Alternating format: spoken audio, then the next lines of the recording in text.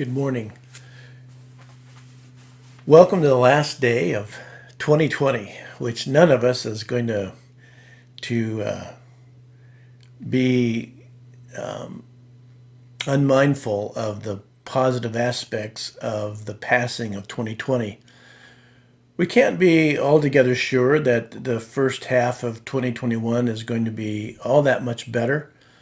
I don't see any wisdom emanating from the media or from politicians, and even our scientific community is divided on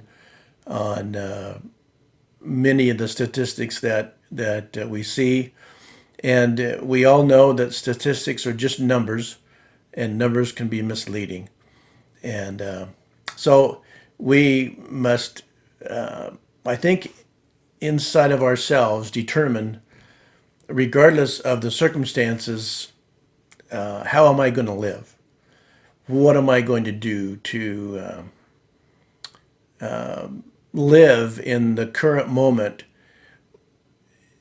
by God's help without succumbing to fear or to reckless behavior? Jeremiah is a prophet that comes to my mind. Jeremiah was one of the writing prophets at the end of the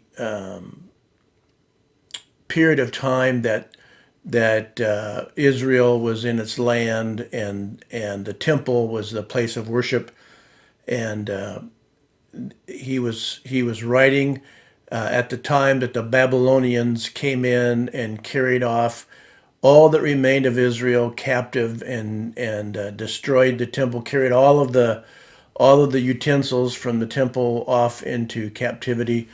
Other than the ark, we really have no idea what happened to the ark.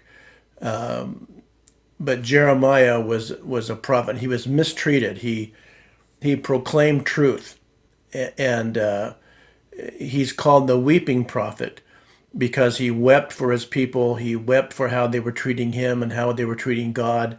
And God had revealed to him that Babylon was going to come and carry them off captive. And so the kings didn't like him.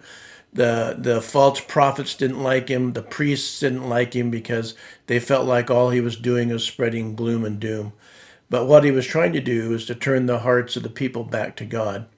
And that didn't happen. And eventually, Jeremiah was taken to Egypt by the remnant that was left behind in Israel against his will. They took him to Egypt.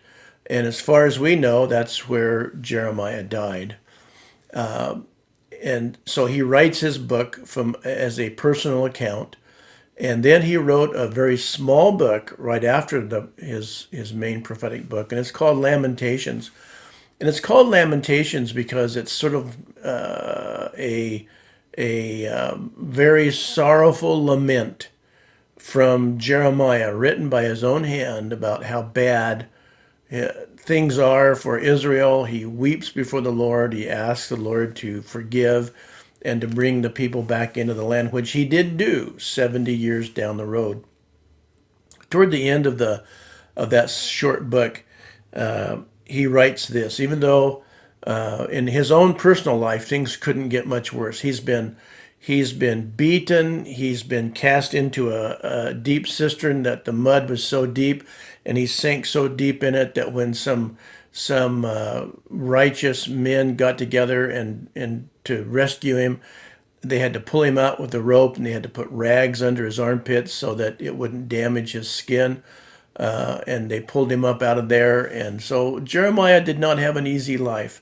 And then there he was, carried off against his will to Egypt by an ungodly remnant that fled there, running from the Babylonians, rather than trusting God and letting God do what he was going to do through the Babylonians. So Jeremiah then writes this, right in the midst of all this weeping about how things are going on. And he says, "The steadfast love of the Lord never ceases. His mercies never come to an end. They are new every morning. Great is your faithfulness. The Lord is my portion, says my soul. Therefore, I will hope in him. The Lord is good to those who wait for him, to the soul who seeks him. It is good that one should wait quietly for the salvation of the Lord. It is good for a man that he bear the yoke in his youth. Let him sit alone in silence when it is laid on him. Let him put his mouth in the dust. There may yet be hope. Let him give his cheek to the one who strikes, and let him be filled with insults. For the Lord will not cast off forever. But though he cause grief, he will have compassion, according to the abundance of his steadfast love. For he does not afflict from his heart, or grieve the children of man. So what Jeremiah is saying there is that God is not a God of whim. He has a plan, and he was working it for Israel. And though Jeremiah didn't know what it was going to look like, and he perished before he saw it come into being, but 70 years down the road, God would miraculously return Israel to the land, and that Babylon would even pay for it, or the Medes and the Persians would pay for it, because Babylon was going to be defeated down the road as well. Kingdoms come and go. The Assyrians, the Babylonians, the Greeks, the Romans, all were world empires that rose up, and they had their time, and then they were defeated. They passed away. And England and Spain both had times when they ruled the world, and now they're just another nation, not so great as others. And so the affairs of man are the affairs of man, and the affairs of God are the affairs of God. And God is working his plan out, and he's working his plan out for the U.S. through the response or non-response to the virus, to COVID-19, through the political intrigue that's going on. God's doing something in America, and I don't presume to have the wisdom to know what it is, but I do know that God holds every nation accountable for what they do and what they don't do. And the poor are dear to the heart of God. He sees their plight and he hears their cries. And I believe that America, had such great beginnings, and the scriptures were held up as true and good, and Christianity was vibrant and healthy, and the modern missions movement began in the United States.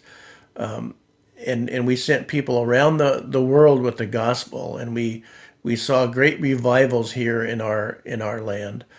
But in this modern time, we are known more for abortion. There are governors that have signed laws that allow abortion through the entire 9 months, and removes the necessity of giving medical aid to children that are born as the result of an abortion procedure, but are still alive and are viable. The extremely rich in our country are getting more rich, and the extremely poor are getting more poor. Our middle class is shrinking. Greed is really a part of the fabric of America. We have drug trafficking. We have sex trafficking. America consumes most of the drugs that are manufactured in other places, illicit drugs, and we are the source of so much of the sex trafficking, of child pornography, of all the things that are going on around the world. So it's difficult for us to say, God, please bless us, when we allow all that's going on to go on. So what is our response as Christians? I think it's the same that Jeremiah's response was. Things weren't going well for him personally. They weren't going well for Israel. But he said, the steadfast love of the Lord you can depend on it. And I believe that. And so let's not look at the coronavirus as the end of all things. It's not. Sarah and I just got back from a trip to the Northwest, and we saw in the airports and on the planes, we saw various responses. We saw young people dangling their mask under their nose and so on. People in Sarah and I's age bracket wore our mask properly, and we sanitized the area around us on the plane, and we washed our hands whenever there was opportunity, and we stayed away from people as much as we could. But that's our age group, and the young people, they don't get the virus much, and when they do, they get over it really quick. So I didn't look at those people with anger. They Why should they fear something that's not going to make them very sick? And my age group, that's not exactly true. Although even people in our age group, the vast 99% move through the virus without being deathly sick or dying. So all that means is that politically we can trust God, medically we can trust God, and nothing's going to come into your life or my life as Christians that God doesn't allow for our good. And He promises to turn everything, whether it's a good thing or a bad thing, to our good. And our good is eternity. And I hope that you participate in the live stream this coming Sunday, because I'm going to talk about the really what I perceive as the very foundational teaching of the Christian message. And if we don't have a firm understanding of this Christian message, then of this foundational message, then our Christian life can often go awry. And so it's really important that we get a hold of this basic teaching of the gospel message. And I'm not talking about just the gospel message about Christ and His work on the cross. I'm talking about the gospel message of how that affects you and I. And the name of the message is chosen in Him, or chosen before the foundation of the world. So you sign into that live stream this coming Sunday. I'm glad to be a part of your day to day. Let's wave goodbye to 2020 with glee, and let's expect God to do some really great things in our lives in 2021. And one of the important things that we need to do in 2021 is that regardless of the circumstances, Happy Trails Christian Fellowship needs to feel a part of a whole. Wherever you are, that you need to feel like you're connected to Happy Trails Christian Fellowship. And as we move through the coming weeks and months, that's my goal, is that somehow we're going to reach out to everyone and help everyone who's a part of the fellowship to feel just that, a part of the fellowship. So I hope you do, wherever you are. I hope that you feel like you are connected to Pastor Jim and Pastor Mac, and to Betty and all the rest of the fellowship. And so God bless you. Have a great day today, and may you just keep your feet planted in the reality that the steadfast love of the Lord will endure forever. And He doesn't enjoy the pain that the world's going through right now. And He has the solution, because He is the solution. So God bless you. You have a great day today, and Happy New Year.